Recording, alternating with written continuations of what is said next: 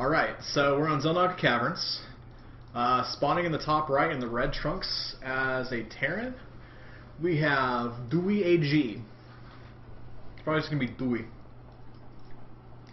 In the bottom left-hand corner, spawning in the blue Terran trunks, we have Tenk.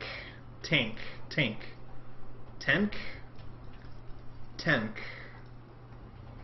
I spent most of the beginning of the game trying to figure out how to pronounce people's names. I should probably do that at just before the production cast starts. So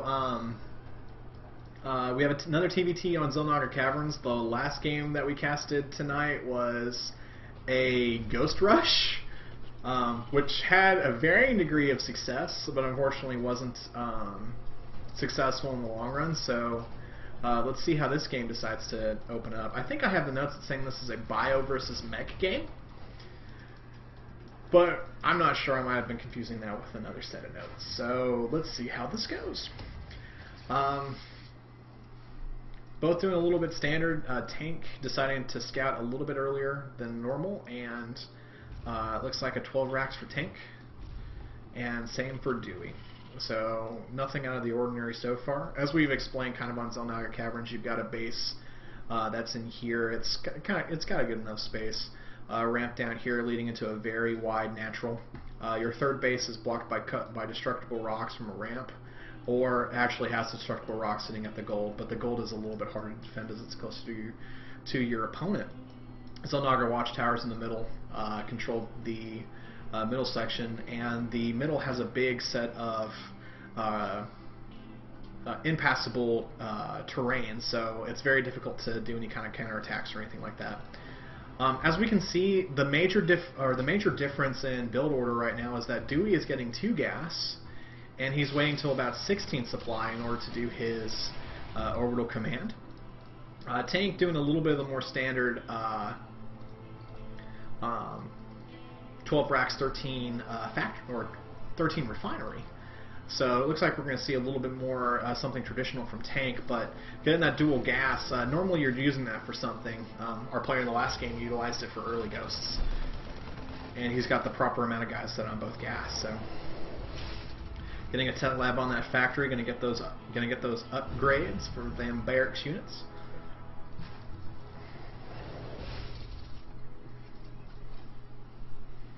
We see a factory in queue for our player Tenk and a second gas.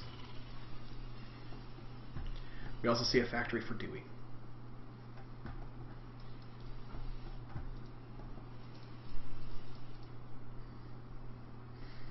Talking about the map a little bit more, as Dewey builds a Reaper, there's also a back hallway over here that kind of leads to the back door, and there's expansions on the far sides of the map.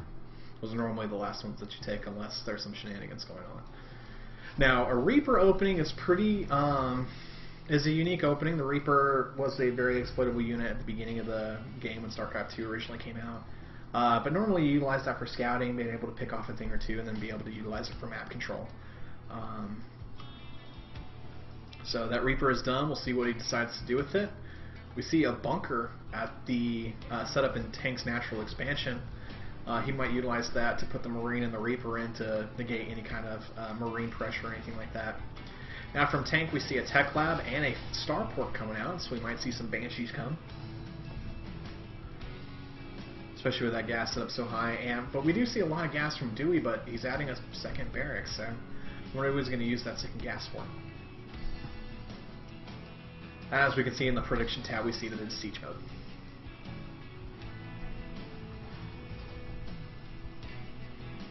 I love Terran's music. We see that Reaper, like we said, doing a little bit of scouting. Taking some pot shots at some SUVs. Doesn't kill any, though. He was able to bring 2 down to the red. You got to be very careful with that. He was able to get a scout and kind of know exactly what his opponent's doing. So he sees the starport and the factory with a tech lab on it. We see a Viking pop out in a tank. And some siege mode being researched. So it looks like we're going to see Marine, Tank, Viking, pretty standard Terran paradigm or a setup. Dewey wants to set up that bunker at the low ground to prevent any kind of play or to prevent Tenk from being able to quickly expand. Now we see 2 racks and a factory for Dewey, and an engineering bay that I officially just completed. Now, Tank's expanding, and it looks like Dewey's expanding as well. So both of them are expanding pretty well. However, Tenk is in the lead by about 10 food. Most of that coming from the Marine count, but he's also got a Viking lead as well. But they're even on workers. So Tenk decides to walk down, and he sees that siege mode is done already for Dewey. And it's a pretty, nice contain being able to hold that. The thing, though, is that there's not really room for reinforcements, and eventually Tenk will be able to just overpower that either by just having more siege tanks or something else like that. So to what end is this? That turret definitely is going to die unless he wins the game. So if anything, I would implore Dewey to make sure that whenever he knows that this has run its course, to get out of dodge and salvage what he can. Both have expanded at pretty decent times. It looks like Tank's going to be done first, but Dewey's is going to be done right at the natural, so they'll both probably expand pretty close to similar times. We see a reactor on the starport, so we're going to see some medevac play in addition to the Viking. Just like last game, very interesting. Tenk deciding to load up 5 SCVs and go up to the 9 o'clock position as opposed to try to break this contain. So very interesting from both of these players.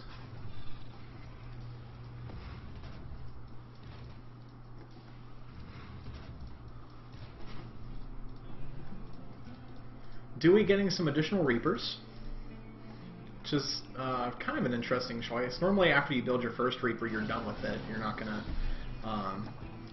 do a lot more with it.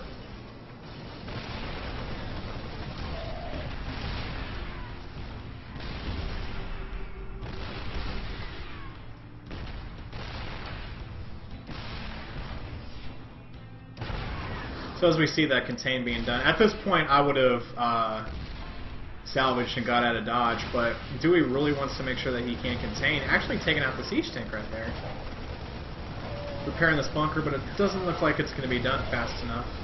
But if anything, Dewey did make sure that he was able to delay the expand, but he really didn't capitalize on it. Actually putting an orb or a planetary fortress is natural, so he doesn't feel that that base is safe in any way.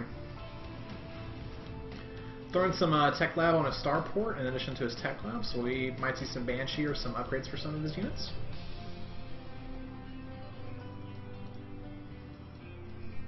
See 2 Reapers coming on in, and their rally point shows that they're going to spot that base. Have they spotted it beforehand? No, so that's going to be a surprise. So as they spot the base in Dewey's vision, he doesn't quite know that they did yet, but it's alright, as we can see that Cloak and Banshees are on the way. He actually saw it just before, or just as these guys hop in the base, and with 2 Reapers will take 1, 2, 3 shots on a worker and kill it. So, Reapers do really well against workers and structures. Actually focus fire in the tech lab, which is actually a pretty sound decision. Getting out and dodge like he can. He might be able to save them! Both of them barely about to die. One has 1 HP, the other one has 5. So he's coming in to actually take that out, actually completely delaying mine even more. So, with 2 more Reapers actually on the way. So we've seen some really good play with people saying, "Well, I just got denied my natural expansion. I'm just going to go expand here." But if you decide to do that, you need to make a decision of how you're going to be able to defend that, either by having your army there. Either having some map control, knowing the stuff is coming, or knowing that you're going to have to do any kind of base management at the end.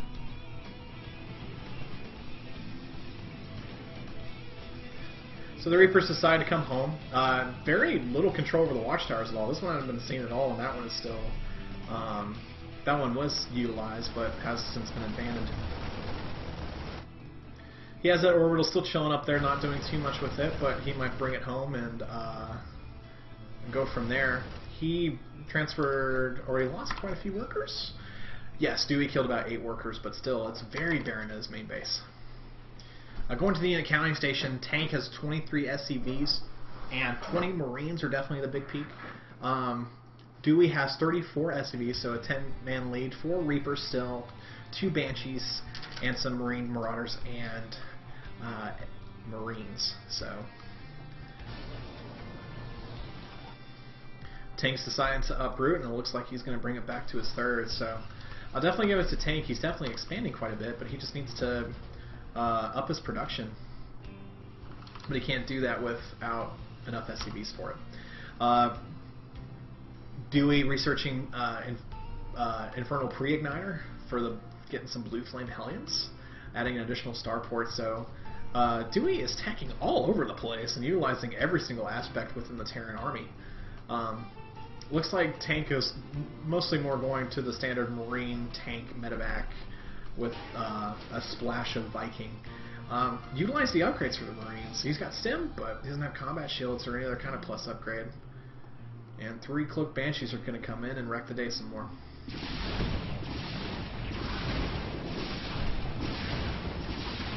Now, interesting fact, he decided to decloak and cloak just as the Marines got there. If anything, he should have let them cloak because he wasted 25 energy with that. Or he could have waited, walked in there with normal Banshees and then cloaked at the last second. Now, he has one more scan. He's able to... might be able to get out of there. He's got 2 HP. Able to do a lot of damage. 19 workers killed for Dewey. And 35 units killed. So Dewey definitely keeping on the pressure and having a great setup. Now Tank can utilize his production advantage and be able to keep building those SCVs, but he's skipping out on them, man. If he can build some SCVs and keep mashing that S button, he might be able to get back into this. We see some Blue Flame Hellions start coming out in just one at a time though, but it looks like he's building a reactor, so he'll be building 3 at a time soon. Building 2 more Banshees, trying to give a little bit more harass.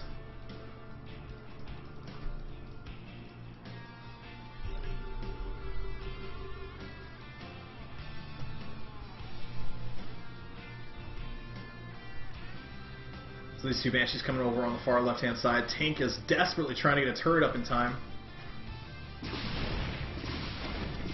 But just shooting that SCV definitely going to take care of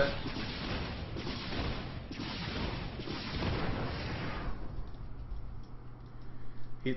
Combat shields are done for Tank, and +1's just about to kick in.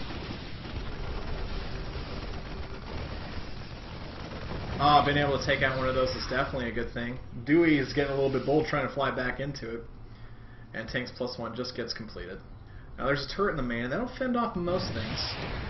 Dewey might be able to flank around and get some of the low-hanging fruit, some of the supply depots at the end, but one scan will be able to chase that away quite nicely. And with that third orbital, it's definitely going to be very interesting. Drop going on in the main of Dewey. Thor being able to shoot those, and some Blue Flame Hellions line up those Marines that are just chilling in that crack between both of those tech labs. That tech lab looks like it's going to burn down, though. Boom.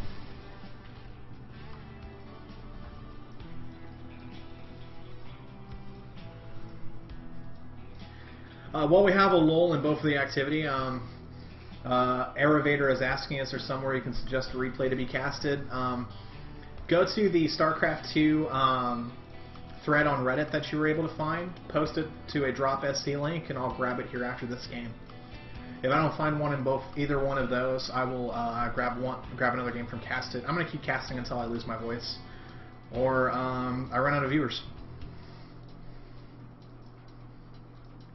Dewey coming down with the same 4 SCVs, the 4 Reaper hit squad that he had previously, and taking out all these SCVs, taking out the turret, and he's actually going to do some damage against this orbital as well. Dewey doing a great job of keeping the harass up, but the thing is, it's just that he's not transitioning based on that. So the harass is great, but every time you harass, expand behind it, or every time you harass, build 2 more production facilities, or be building SCVs while you produce behind it. So all the harass is great, but Tank is able to come back from it, even with an SCV lead or loss. Now those additional orbital commands are definitely helping out too, but he's nervous to use them for anything else other than scans. So Now we see Tank with the big army right here. There's quite a few medevacs, quite a few Marines with +1, and a flock of siege tanks actually going to take out that Zelnaga watchtower. We see Dewey take a third, building some more units and getting +1 air and +1 infantry weapons.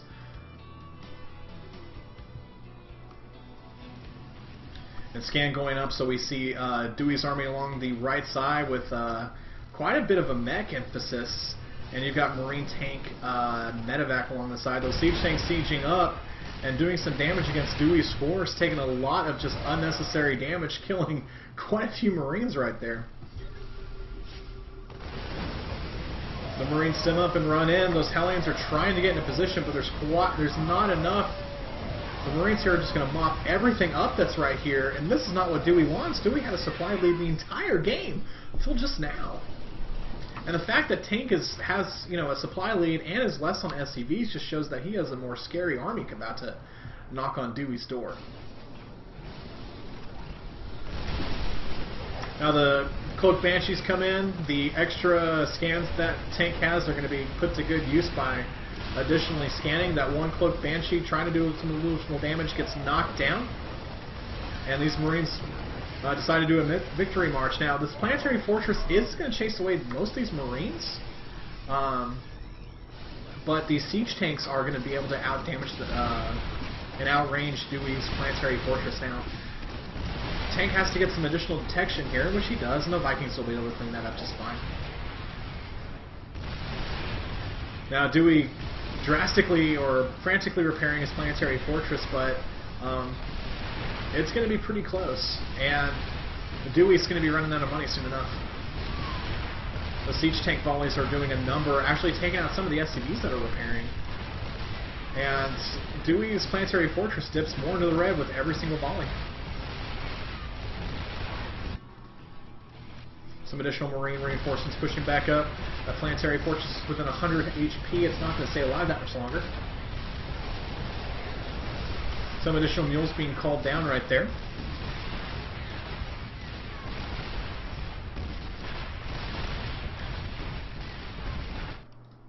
The SCVs actually over there are done mining. Really, Dewey can't really do a whole lot. He's not being able to build the siege tanks or what he needs to in order to be able to break that. And Tank doing a good job of taking some of the siege tanks that are set up and moving them up and repositioning them. Doing frantically trying to take some of the Cloak Banshees and take out some of the units that are right here. He's not scanning or doing anything about it though. He knows it's there, but he scans kind of late and is able to clean that up, but Thor will be able to chase some of it away. That planetary fortress is still getting repaired and still getting shelled. But really, all that's there are these siege tanks and medevacs. There's actually more medevacs for, well, I might have miscounted. There's 48 Marines and 8 medevacs, but all of them are being rallied in and streaming in from the back, so there's Tank's reinforcements. And with that reinforcement volley, it's actually not going to be long before Dewey's just going to have to tap out. Looks like Dewey forgot about some of the SCVs that are in his base. And Tank decides it's time. He decides to stem up. But some of the SCV or some of the siege tank fire that's on the right side takes out the Marines that are set up right there. I'm tired of listening to siege tank fire. What about you guys? Dewey's resilient. He's not going to give up. Looks like a scan from Tank deciding what is behind there. You still got Marines, tanks, and Vikings being produced for Tank being rallied up, plus 2 infantry weapons on the way just now, and plus 1 vehicle plating being researched for Dewey. So Dewey's building Banshees and actually taking out the tanks one by one. There's going to be 2 tanks left. And without the tank fire, it's going to be very difficult to be able to advance on this planetary fortress. He's actually doing a good job of running.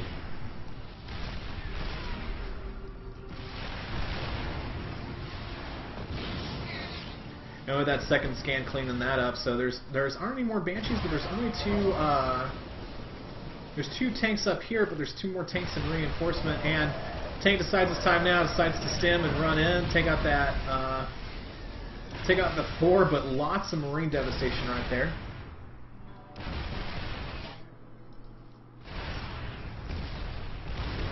Still has some SCVs repairing. They've been repairing this entire game, man. It's actually falling down. It's about to 150 range, 50 range. It's going to... It might... It... Maybe. These SCVs are coming in to actually repair. That planetary fortress is so close to going down.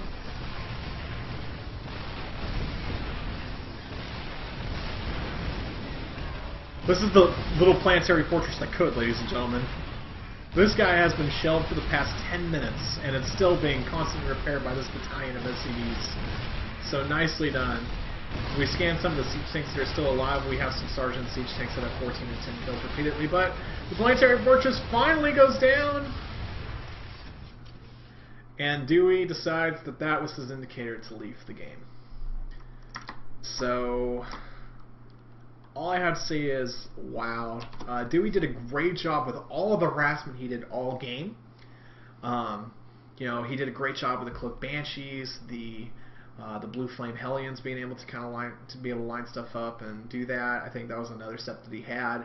Those Reapers coming in and locking down a lot of the extra expansions. It's just that Dewey didn't do anything behind that.